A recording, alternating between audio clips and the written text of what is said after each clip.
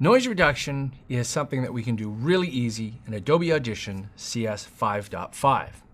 But there's probably a few of you out there that have had some difficulty in the past with that burbly kind of sound, if you know what I'm talking about, where you've had a noisy file, you've applied some noise reduction, but not only does it reduce the noise, but it introduces these little artifacts, these little digital gurgliness inside here.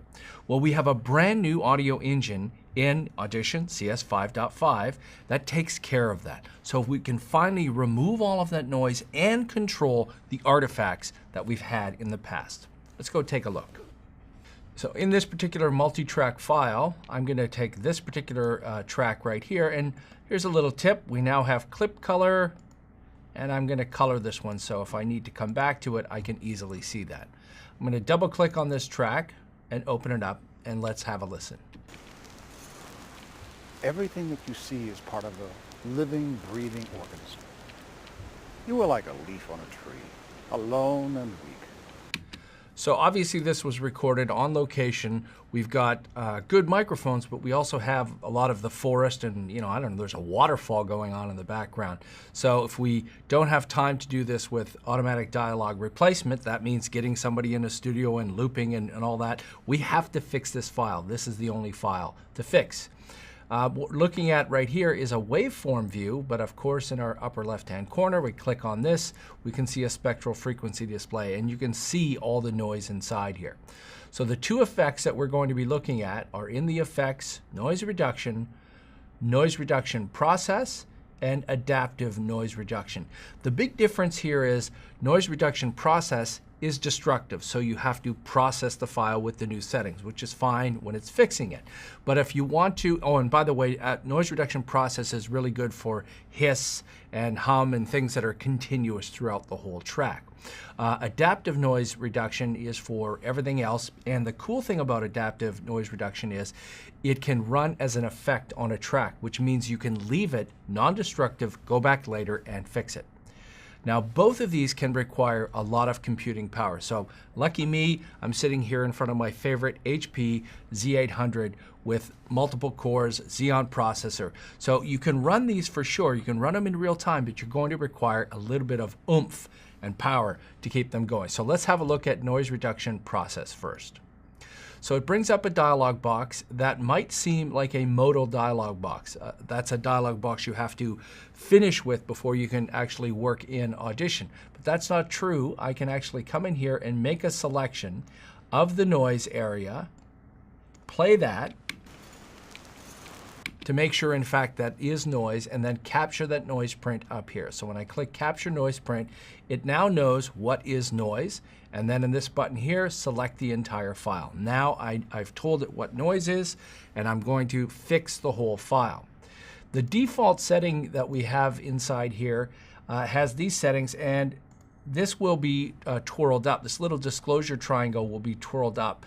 This is where you can get rid of that little burbliness. So if I click on this and drop it down, we have some settings in here for spectral decay rate, smoothing, transition width, and precision factor. I'll get into what those mean in a second.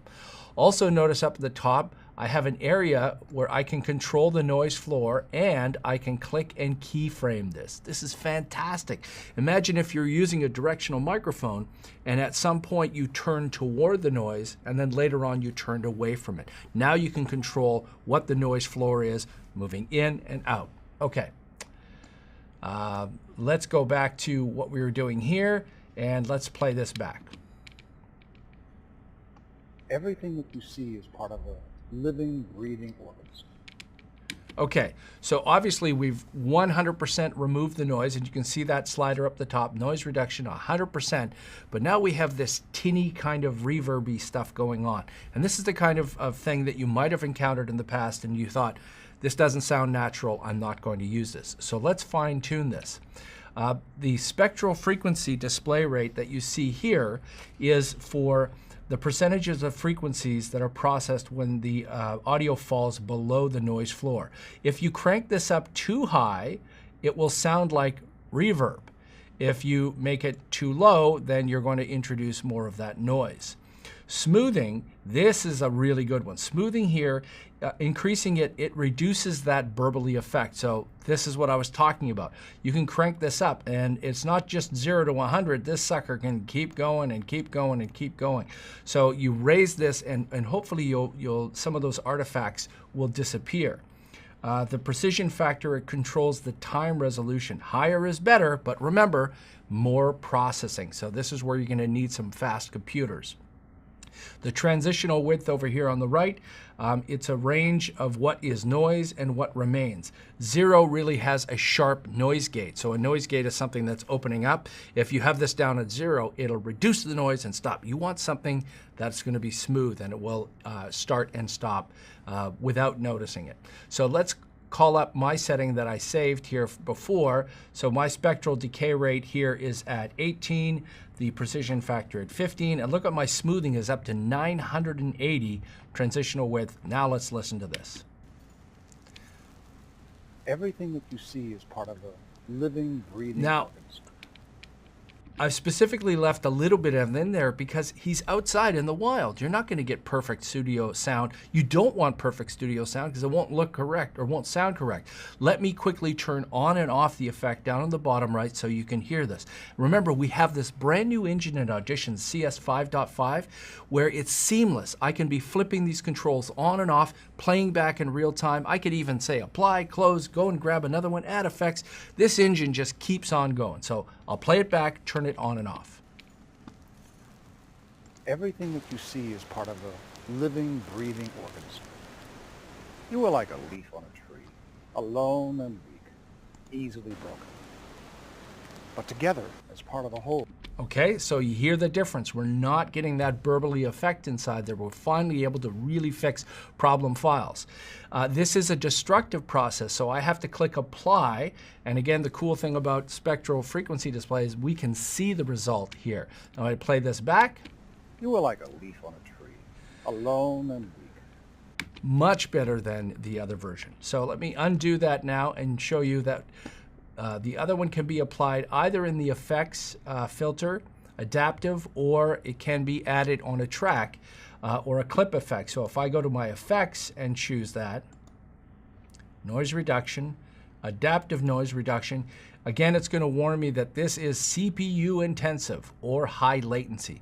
That means that if your CPU is not fast enough, clicking on things is going to be a little bit slower. The final result is going to sound great, but if you're working with audio, you want zero latency. You want to be able to touch things and grab and paint and change sounds and have your CPU right up to speed with you. Okay, so let's go to our default setting in here and I'll play this back. You are like a leaf on a tree, alone and weak, easily broken. So this sounds pretty good, but again, you're getting a little bit of that muffled metallic setting. Also notice that it started with a bit of noise and then quickly ramped that noise out. Adaptive noise reduction wants at least a couple of seconds of noise in the beginning. So if you're going to feed an audio file to noise reduction, don't start with the dialogue. Make sure you have a little bit of that pre-noise in there. You can't control that number of 1 second, 2 seconds. Just give it a little bit. I'm going to use my setting that I created here. By the way, we've got a few settings as presets. De-reverb, this is if you have a single source and you've got a bit of reverb in the room. Heavy noise reduction or light. Let's listen to this one. Notice I also turned on high quality mode, and this does again require power to process. You are like a leaf on a tree, alone and weak. Now I can click on this but together, and close as this part of a whole. You are a mighty tree. And turn this on as a rack effect. And you'll notice that the rack effect is red, and it's warning you again, this is CPU intensive. You want to have a fast computer to play that back. I mean, you could do this on a laptop, nice fast laptop, but it's just warning you that if you're getting some latency in there, why that's happening. So hopefully these couple of little techniques are going to show you that you don't have to abandon those tracks with lots of noise. Adobe Audition CS 5.5 has this brand new powerful engine, so we can finally work, remove that noise, get rid of that burbly effect, and make our audio sound pristine.